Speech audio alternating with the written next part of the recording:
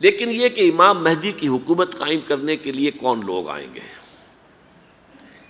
عرب جو ہیں وہ اندر سے کھوکھلے ہو چکے ہیں، عیاشی نے، دولت نے، پیسے نے، دولت، پیسہ، عیاشی، اس کی وجہ سے کھوکھلے ہو چکے ہیں۔ یہاں میں آپ کو دو حدیثیں سنانا چاہتا ہوں۔ سنن ابن ماجہ کی روایت ہے حضرت ابو ہریرہ سے رضی اللہ تعالی عنہ، قال قال رسول اللہ صلی اللہ علیہ وسلم اذا وقعت الملاحم بعث اللہ بعثا من الموالی ہم اکرم العرب فرسا واجودہ سلاحا یوید اللہ بہم الدین، رواہ ابن ماجہ عن ابی ہریرہ رضی اللہ تعالی عنہ۔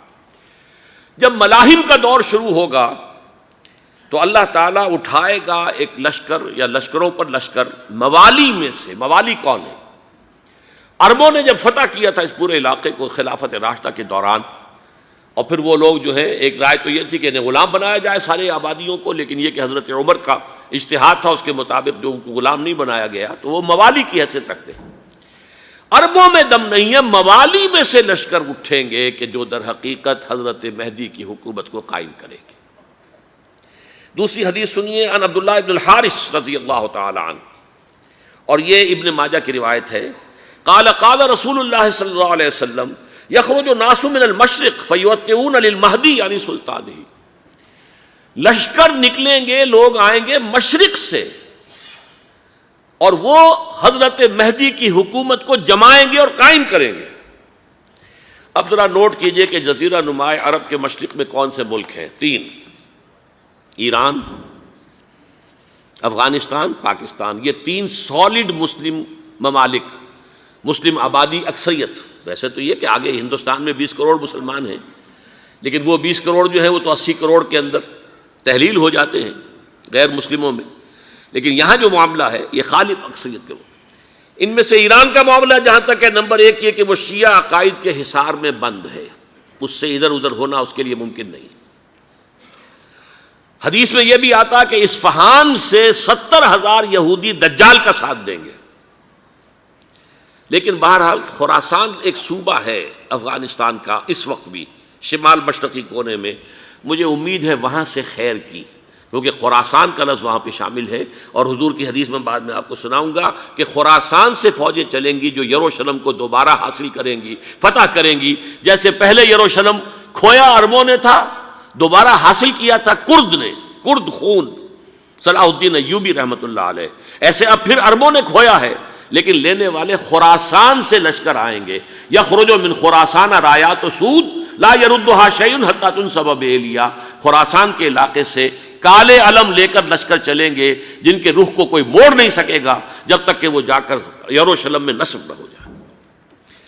اس کے بعد نام آتا ہے پاکستان کا۔ یہ ہے میری اور آپ کی داستان، اور یہ ہے سبب جس کی وجہ سے کہ میں آپ سے یہ گفتگو کر رہا ہوں۔ اصل میں تو کس لیے؟ محض ایک علمی استفادہ، محض اپنی بات آراء کو ظاہر کرنے کا شوق نہیں، بلکہ یہ کہ اپنی ذمہ داری ہم پہچانیں کہ ہم کس مقام پر کھڑے ہیں۔ دیکھیے، اس پاکستان کے بارے میں یا ہندوستان کے بارے میں علامہ اقبال نے کہا تھا اپنے ترانہ ملی میں، میرے عرب کو آئی ٹھنڈی ہوا جہاں سے، میرا وطن وہی ہے، میرا وطن وہی ہے۔ اور مجھے بتایا گیا کہ سنن ابی داؤد میں یہ روایت موجود ہے کہ حضور نے فرمایا کہ ہندوستان کی طرف سے مجھے ٹھنڈی ہوا آتی، اگرچہ مجھے وہ حدیث ابھی نہیں ملی ہے، لیکن حزب التحریر کا ایک کارڈ مجھے ملا تھا، تو اس میں اس حدیث کا اور اس میں ابو داؤد کی روایت کا حوالہ موجود تھا۔ لیکن میں جو چیز آپ کو بتا چکا ہوں وہ یہ کہ الف ثانی کا پورا تجدیدی کارنامہ اس ہندوستان کی سرزمین میں ہوا۔ مجدد الف ثانی شیخ احمد سرندی، شاہ ولی اللہ دہلوی، سید احمد بریلوی، وہ تو ہمارے پاکستان میں آ کر جو ہے ان کا خون جذب ہوا ارض پاکستان میں۔ پھر شیخ الہند مولانا محمود حسن۔ تحریک خلافت چلی تو صرف ہندوستان میں چلی اور کہیں نہیں چلی۔ آزادی کی تحریک چلی پوری دنیا میں، وہ نیشنلزم کی بنیاد پر چلی، ملے نیشنلزم، عرب نیشنلزم، ترک نیشنلزم۔ ہمارے ہاں چلی تو اسلام کے نام پر، پاکستان کا مطلب کیا؟ لا الہ الا اللہ۔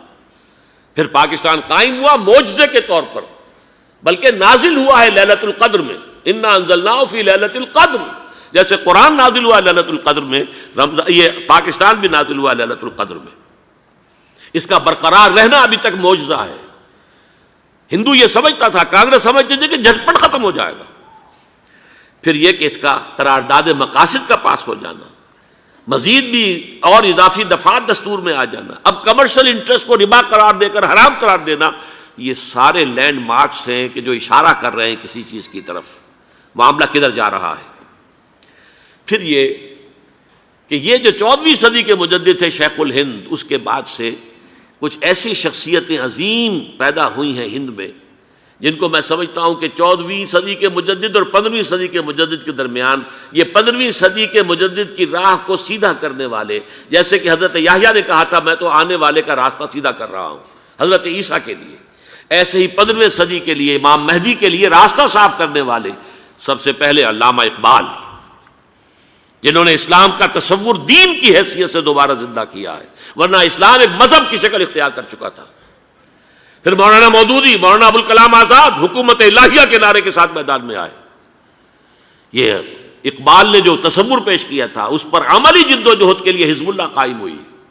نوٹ کر لیجئے 11 برس کا فرق ہے عمر کا علامہ اقبال کے اور ابوالکلام کے، اور 1913 میں جب حزب اللہ قائم کی ہے اس وقت علامہ اقبال کی ملی شاعری اپنے عروج کو پہنچ چکی تھی۔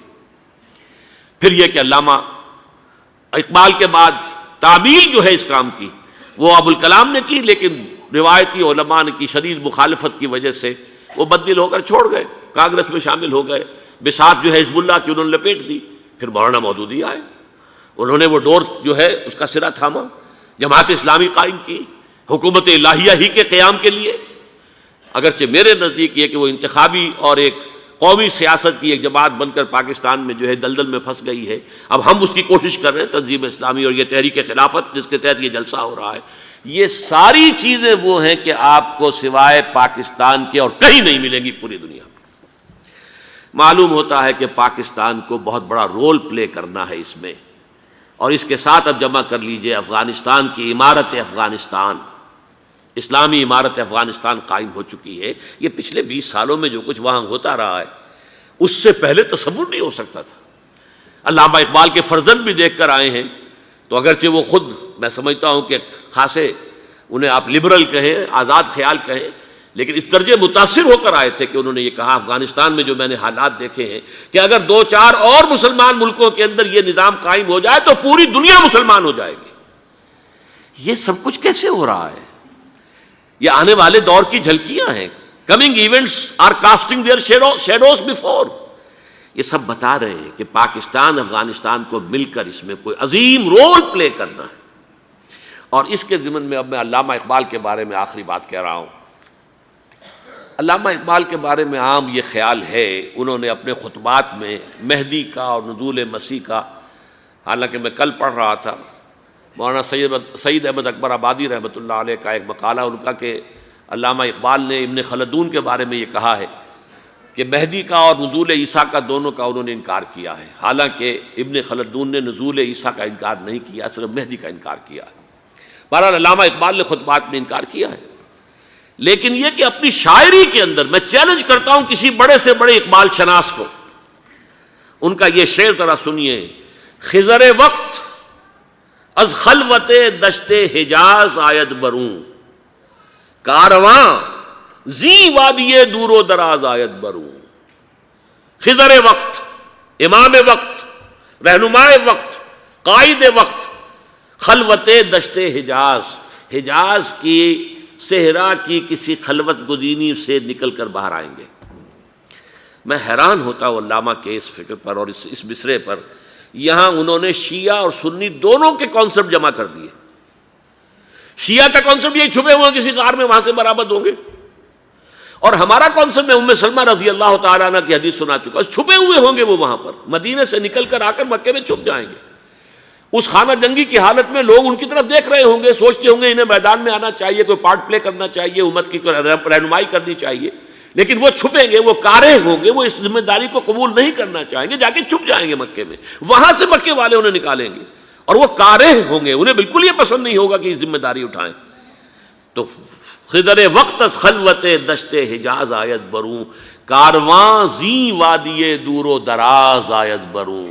کارواں جو چلے گا ان کی مدد کے لیے اس وادی دور و دراز، اس زی عظیم وادی دور و دراز، یہ وادی سندھ ہے۔ وادی سندھ جو ہے ہم سمجھتے ہیں کہ صرف یہ پاکستان اور پنجاب جو ہے یہ اس میں شامل ہے، سندھ اور پنجاب نہیں، افغانستان کا پورا مشرقی علاقہ اس میں شامل ہے۔ جیسے دریائے جہلم سندھ میں جا رہا ہے، جیسے دریائے گلگت سندھ میں آ کر ملتا ہے، جیسے دریائے چناب اور راوی اور جہلم اور یہ سب جا رہے ہیں اور آ رہے ہیں، اسی طرح دریائے کابل کہاں سے آ رہا ہے، دریائے گومل کہاں سے آ رہا ہے، ٹوچی کہاں سے آ رہا ہے، یہ سارا جو ہے ڈرین جو ہو رہا ہے، ایسٹرن جو ہے پارٹ آف افغانستان، یہ سب وادی ہے۔ اس وادی کے یہ دو حصے ہیں، ایک حصہ جو ہے یہ ادھر پاکستان میں ہے اور اسی وادی کا دوسرا حصہ جو ہے وہ افغانستان میں ہے۔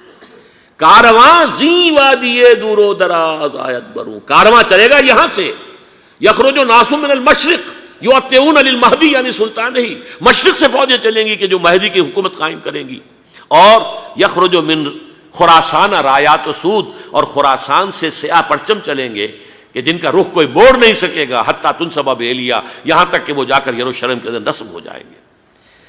حضرات، میں ایک میری گفتگو کا حصہ باقی تھا لیکن میں اسے چھوڑ رہا ہوں، اس لیے کہ گلوبلائزیشن جو اس کی ہوگی، جو خلافت علی منہاج النبوہ کی تجرید کامل حضرت مہدی کے ہاتھوں عرب میں ہوگی، اس سے پہلے اس کے لیے محنت، کوشش، جد و جہد پاکستان اور افغانستان میں ہو چکی ہوگی جو اسے سپورٹ کرے گی اور وہاں جا کر حکومت قائم کرے گی۔ اس کے بعد گلوبلائزیشن کا جو مرحلہ اس کا ہے وہ حضرت مہدی کے ہاتھوں نہیں ہے، وہ حضرت عیسیٰ ابن مریم ان کے نزول کے بعد ہے، جن کے نزول کے بعد دجال کا خاتمہ ہوگا اور یہودیوں کا استحصال ہوگا، مسلمانوں پر بھی بڑی تکالیف عربوں پر آئیں گی، شدائد آئیں گے، لیکن یہ وہ میں حصہ ملتوی رکھتا ہوں کسی دوسری محفل اور کسی دوسری مجلس اور نشست پر۔